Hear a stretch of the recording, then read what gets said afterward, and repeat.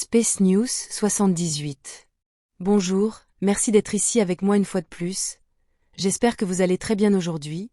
C'est Marie, avec une autre édition des Space News. Bienvenue sur ma chaîne. Ces informations peuvent être considérées comme de la science-fiction ou comme le spectateur le voit le mieux, et je les publie uniquement à des fins de divertissement. Cependant, je prends mes informations très au sérieux, et pour ceux qui ont des yeux pour voir. J'écris ceci le matin du 4 mai 2025. Il serait peut-être conseillé de regarder les épisodes 76 et 77 des Space News avant celui-ci, pour mieux comprendre de quoi je parle. Dans la première nouvelle d'aujourd'hui, comme je vous le disais dans ma dernière vidéo, l'ambassadrice Aced Nidia a donné un ultimatum à la Fédération galactique locale, exigeant qu'ils ordonnent à la flotte des 5 vaisseaux étortants de s'éloigner de l'orbite haute de la Terre avant la fin de cette semaine, car plusieurs races stellaires présentes ici voient leur présence comme un prélude à la guerre. La Fédération galactique locale a reçu l'ultimatum d'Aced Nidia, mais n'a rien commenté à ce sujet. Cependant, hier soir, à l'heure UTC standard, le détachement étortant présent au siège local de la Fédération galactique dans le vaisseau biosphère andromédien Viera a déclaré qu'ils étaient ici pour des raisons diplomatiques, exactement comme l'avait déclaré la Fédération, et qu'ils avaient autant le droit d'avoir une flotte ici en orbite autour de la Terre que n'importe qui d'autre. Le détachement étortant a déclaré qu'ils étaient également membres de la Fédération galactique, et qu'il n'y avait aucune raison qu'il y ait des tensions de quelque nature que ce soit parmi ses membres, car ils sont ici pacifiquement, et nous devrions tous être amis. D'autre part, le roi Rour de la Confédération Urma a répondu ouvertement aux étortants, en disant que leur déclaration ressemblait presque exactement à celle qu'ils avaient donnée aux Urma seulement 48 heures avant d'envahir un avant-poste félin en orbite autour de l'étoile Rigel dans la constellation d'Orion. Incident qui a déclenché l'un des épisodes les plus sanglants des guerres d'Orion. Le roi Rour a continué à déclarer que les étortants utilisaient la ruse et de fausses déclarations pour mener à bien leur plan non éthique. Et que la déclaration du détachement étortant de la nuit dernière n'était qu'une autre stratégie pour utiliser l'empathie afin de manipuler d'autres races stellaires pour les laisser ici en orbite autour de la Terre, pendant qu'ils gèrent et terminent leurs affaires avec les représentants de la société secrète qui contrôle la Terre. Même si les étortants d'Orion le nient, les Urma ont trouvé des preuves qu'ils ont assisté à des réunions de haut niveau avec des personnages douteux et louches sur Terre, en Antarctique, en personne, sûrement pour éviter toute interception de transmission, y compris la présence à distance. Leur attitude secrète ne peut qu'indiquer qu'ils font des choses illégales sur Terre derrière le dos du reste des membres de la Fédération galactique, présents ici en orbite terrestre. Le roi Rour a déclaré que si les étortants étaient ici pour des raisons diplomatiques seulement, et que leur présence aux réunions en Antarctique avait été détectée, ils devraient inviter les Urma et quiconque d'autre souhaiterait y participer, et ne pas agir en secret. Jusqu'à présent, au moment où j'écris ces mots, le détachement étortant n'a pas répondu à la déclaration et à la demande du roi Rour. Comme les exigences de l'ultimatum ontarien n'ont pas été satisfaites non plus, l'ambassadeur Aced Nidia a déclaré qu'il n'avait pas d'autre choix que de convoquer leur 7e flotte de combat ici. Comme elle l'a déclaré, ils se préparent maintenant à naviguer et arriveront en orbite terrestre haute mardi matin, UTC. Personnellement, je n'aime pas les ultimatums, car il faut monter les tensions très rapidement et ne peuvent pas être retirés sans paraître faibles. Mais je suis aux côtés des Ontariens. À l'heure actuelle, et au début de mai 2025, les tensions en orbite terrestre sont les plus élevées depuis longtemps. Pendant que tout cela se passe, il y a quelques jours, la Fédération galactique nous a ordonné, à la flotte Tejet, de doubler notre altitude orbitale, supposément parce que nous pourrions interférer avec l'exploration spatiale humaine là où nous nous trouvons actuellement, car notre orbite est basse.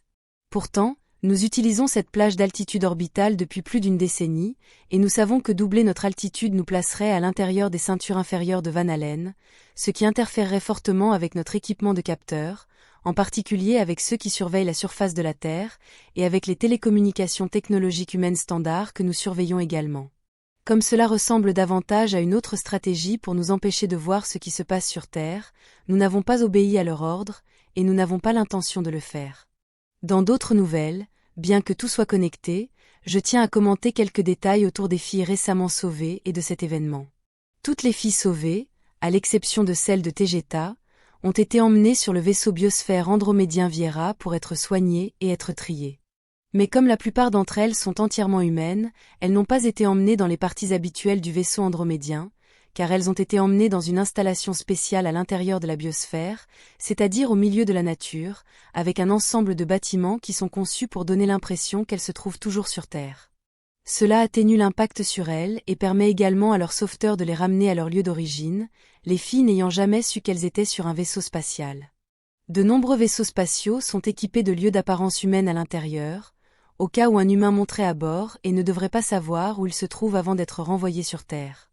Cela inclut tous les grands vaisseaux TGET, et ces endroits sont également utilisés à des fins d'entraînement. Bien que ce soit une bonne idée, les installations ne sont pas parfaites, car bien que la plupart des filles étaient trop effrayées pour remarquer les détails fins, certaines d'entre elles étaient assez intelligentes pour détecter que quelque chose n'allait pas, à l'endroit où elles se trouvaient. Comme on me l'a informé, beaucoup d'entre elles ont remarqué que le ciel à l'intérieur du Viera était faux, car elles pouvaient remarquer la structure en nid d'abeille au-dessus, faisant de son mieux pour imiter un ciel à moitié nuageux. L'une d'entre elles était même assez intelligente pour remarquer que les prises de courant mural étaient multiples, car elles incluaient les configurations utilisées dans plusieurs parties différentes de la planète, et aucun endroit ne regrouperait toutes ces configurations ensemble sur le même mur. Il n'était pas nécessaire de cacher l'endroit où se trouvaient les filles lyriennes humaines non terrestres, évidemment, mais cela s'applique uniquement à celles qui sont membres de races interstellaires, dans ce cas les filles antariennes tout comme les filles Tégètes n'ont pas été emmenées sur le Viera.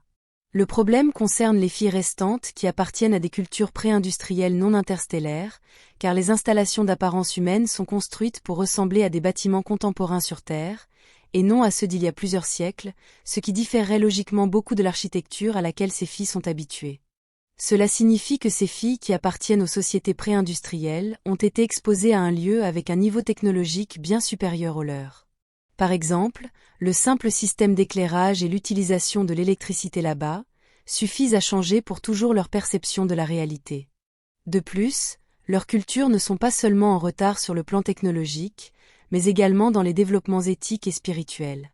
Cela signifie que si elles retournent sur leur planète et dans leur culture d'origine, leur espérance de vie pourrait ne pas être très bonne. Par conséquent, elles seraient bien mieux intégrées dans une culture interstellaire d'accueil qui pourrait être disposée à les adopter en tant que citoyennes. Elles sont jeunes, certaines très jeunes, âgées de moins de 10 ans, et elles peuvent s'adapter rapidement à un changement positif drastique de leur environnement. Même si la plupart de ces filles demandent à être renvoyées dans leur lieu d'origine, j'ai insisté pour que la vérité leur soit révélée à toutes, sans plus de théâtralité sur le fait de ne pas être sur un vaisseau spatial. Jusqu'à présent, plus de la moitié d'entre elles ont choisi de rester dans l'espace avec une nouvelle société interstellaire d'accueil, et elles l'ont fait de leur plein gré, mais avec des larmes aux yeux car elles savent qu'elles ne reverront plus jamais leurs proches. Quant à celles qui insistent toujours pour être renvoyées sur leur planète d'origine, les souhaits de certaines d'entre elles seront immédiatement exaucés, également parce que nous savons que leurs cultures sont positives et nourrissantes.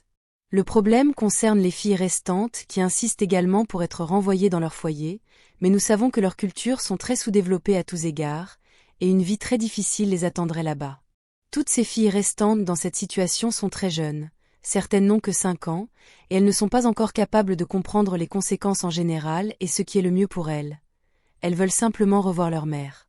Cette situation a causé un problème éthique et un débat ici, qui est toujours en cours. Je vous tiendrai informé et j'ai hâte d'entendre certaines de vos réflexions à ce sujet. En ce qui concerne les filles entièrement humaines, toutes celles qui l'ont demandé ont été rendues à leur famille la nuit dernière lors d'une vaste mission de contre-enlèvement dirigée par les Tégètes. Chaque fille a été placée à l'entrée de sa maison, et mes agents des forces spéciales, principalement des H-Malim, sont restés là dans l'ombre jusqu'à ce qu'ils puissent voir que les filles allaient bien et qu'elles étaient réunies avec leur famille.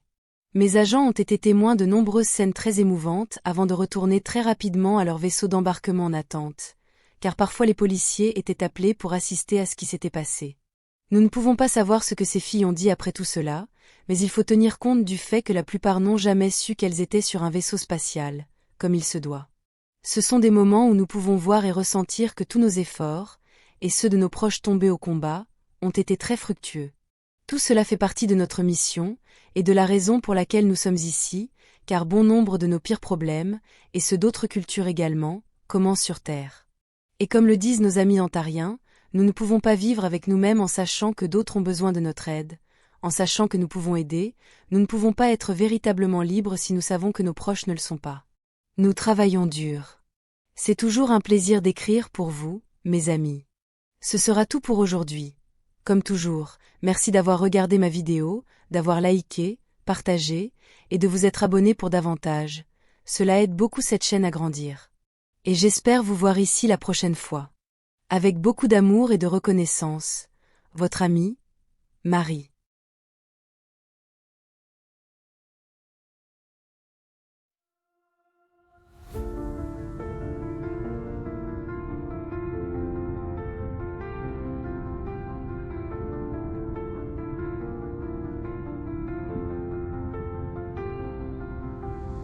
Dans l'immensité des cieux, nos rêves se déploient.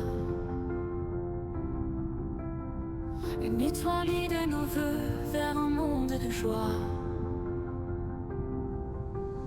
Chaque lumière dans la nuit raconte une histoire, un voyage infini aux confins de l'espoir.